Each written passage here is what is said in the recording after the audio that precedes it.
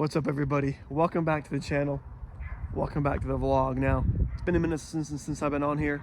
I've just been super busy with work and family stuff and didn't have much to talk about that would really be of value to you guys. And so why make videos just without a point, right? But I have a video of value for y'all today. So I want to give you guys a 55,000 mile review of these BFG KO2s that are on my Ram. I'm gonna tell you guys what I like about them, what I haven't liked about them, and yeah, pretty simple. So let me show you these real quick.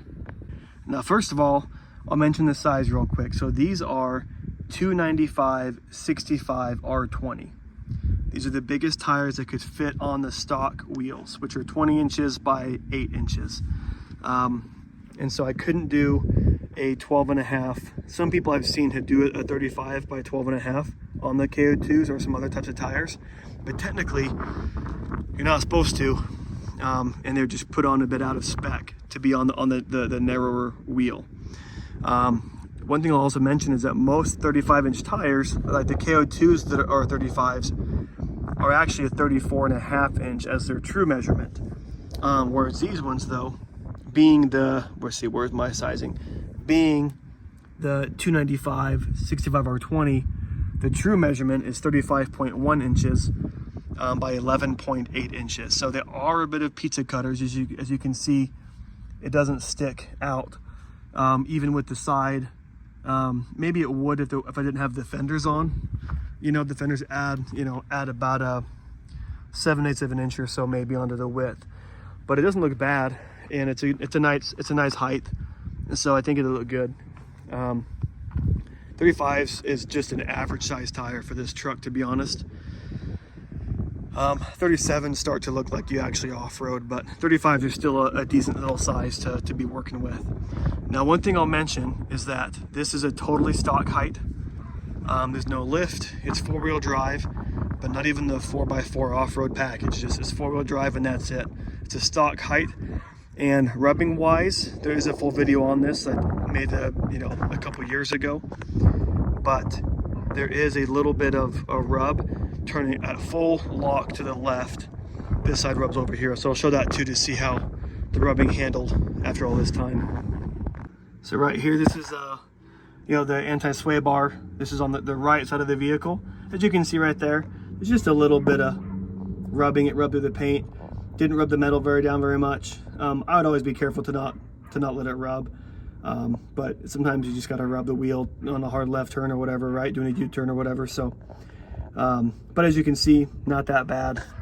Didn't rub it anywhere on the plastic ever, even while off-roading and articulating and everything like that. So, these tires, size-wise, they fit the truck really, really well. So let's talk dislikes first. I don't have any that are super strong, but there's two things I'll mention that I wish was a little bit better about the tire. One of which will keep me from buying another set, as these ones do need to be replaced. So the first thing that obviously I wish was a bit better was the mud clearing. Now, of course, it's an all-terrain tire, not a mud terrain, and so I know I can't expect it to be that good in the mud, but the way that the tread pattern is, it definitely holds mud, especially this peanut butter Utah mud that I usually encounter. So I've been stuck in the mud a couple times, pretty bad. But I will say this, a couple months ago, I took this truck off-roading to the Grand Canyon, and I had my family of 6 in the cab. I had a couple coolers that were full, a bunch of totes, camping gear for a family of 6 for like 3 days. And I aired down this time, just about 40 PSI, and it was crazy muddy, and the truck did a lot better. So obviously airing down is gonna help in the mud, so we'll having weight in the back. But obviously it doesn't clear out the mud that well still. And so, which is why when I do replace these in about a month or so, it'll probably be like with like a Mickey Thompson Baja Boss all-terrain, or like a AT4W Falcon Wild Peak, because I just looking at those tread patterns, I feel like they'll probably clear out mud a bit better, but they still have that 3 Mountain Peak rating on there for the snow, which is also important to me. So So I'll be trying one of those next. Mainly just hoping to get a bit better mud traction, because getting stuck remote would really suck. So yeah, we'll try that. Now the other only like kind of issue, and I don't know, to be fair, if it's the tire or if it's the wheel. But throughout my ownership of these tires, I've had to rebalance them probably 3 or 4 times. So quite often I'd go into Discount Tire, and I'd have them just, rebalance them real quick while they did a rotation, because I'd be feeling a bit of a shimmy on the freeway at high speeds.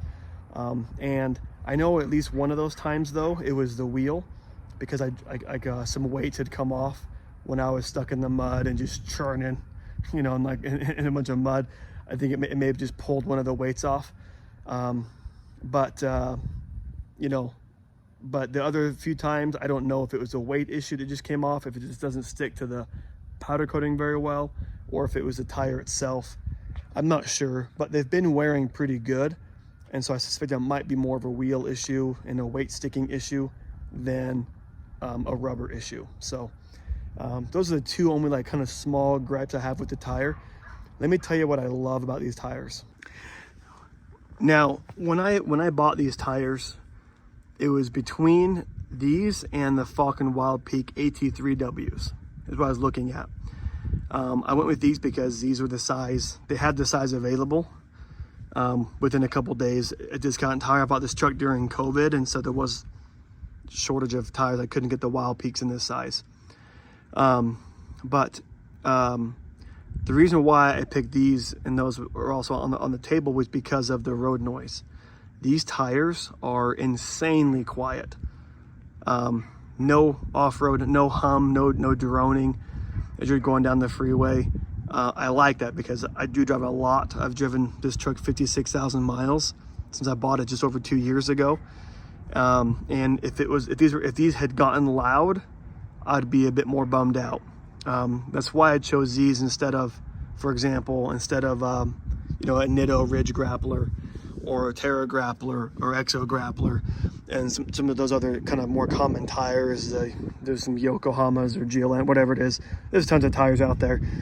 And I didn't pick them because on those ones, typically the reviews talked about how they had a bit more road noise, and then it was more common as well as the tire would wear down, it would get louder and louder. And I didn't want to have a loud tire. So there was one time when these front ones were getting a bit cupped. They're out of balance and they were cupping a little bit. I went in for a rotation. They rebalanced them to put the cupping ones on the back. This solid axle flattened them out, no problem at all, and no more cupping because they were balanced at that point. And so that was awesome about these tires. And as you can see, they've all worn pretty evenly. The back have a bit more tread. These are about probably 3 seconds. Other ones are probably about maybe 2 seconds. So they're definitely getting thin and need to be replaced soon. But as you can see, the siping goes all the way down still. And so I don't feel unsafe with these tires at all. This tire especially, this is probably the best one, the thickest one. The other ones are a bit more worn. But the siping goes all the way through, and so they still have great traction. I wouldn't feel scared at all to drive in some, light snow right now. Or even in some, heavy rains or whatever. It'd be just fine. So anyways, the road noise on these has been awesome the entire time. And as they've worn down, the road noise did not increase. So that's a huge win for these. What I'll also say is that they definitely have earned their 3 Mountain Peak rating. I've been in these tires up, hunting in some snow, just on mountain roads driving in snow. I've also been on I-70 near going towards Denver, when you go up and over multiple passes during a blizzard, and the truck was flawless, not scary at all.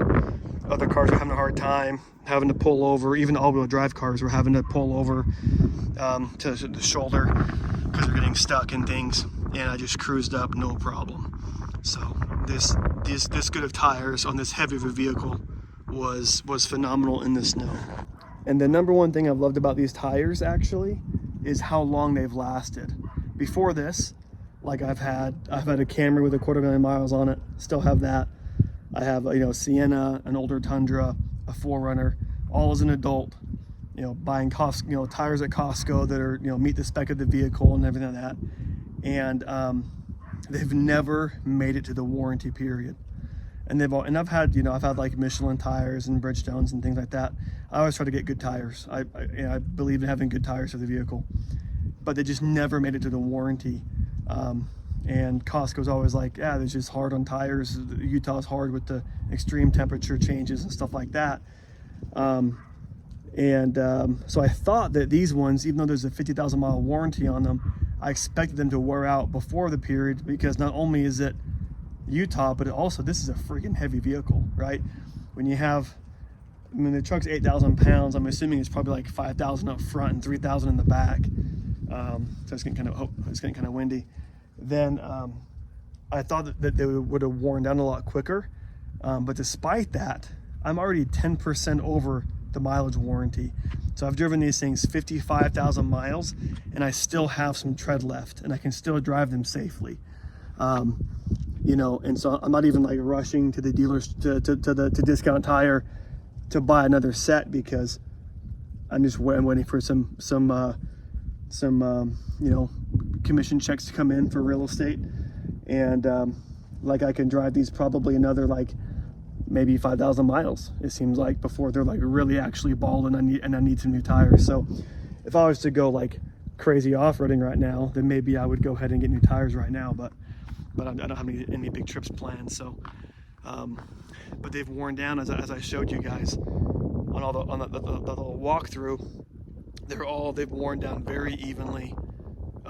There's no cupping, there's not like big edges. The alignment on the truck has stayed good the whole time, which is also pretty nice. They've worn down really well, and they've exceeded the mileage warranty, which is just, for me, it's unheard of. And so phenomenal tires. I wouldn't be sad to get a new pair and keep going, but it's kind of fun to try out more tires as well. And I would like to see if other ones maybe do a bit better in the mud. And so I'll try something different next time around. But I've been very pleased with the performance of these KO2s. So I definitely recommend them. If you're a person who off-roads a little bit, snow is a big issue, you try to avoid mud as well anyways, but you drive a lot, you tow a lot, these are great tires for your heavy-duty truck. So they hold up great, and they look nice too, So anyways, hope this is a helpful review for you guys, to get a long-term ownership perspective on these KO2s. So overall, it's a thumbs up from me. So thanks for watching, guys.